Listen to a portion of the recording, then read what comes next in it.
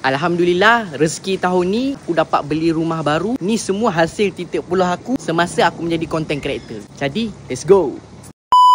Ini ialah kawasan ruang tamu aku. Totally semua daripada hujung ke hujung 1000 square feet.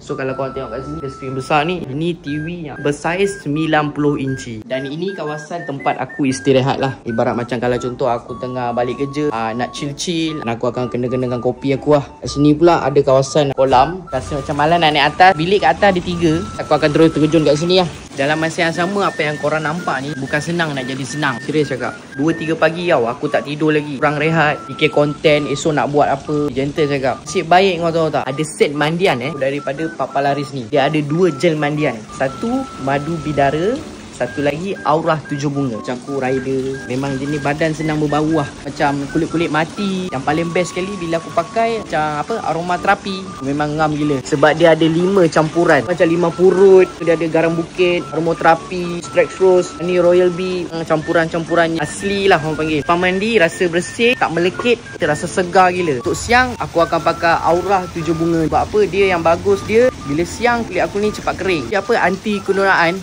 Dia memang sangat. Bang, buat apa sini?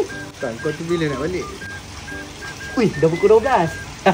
Sorry bang video dah siap bang. Kau keluar depan tu, jangan lupa kunci pintu.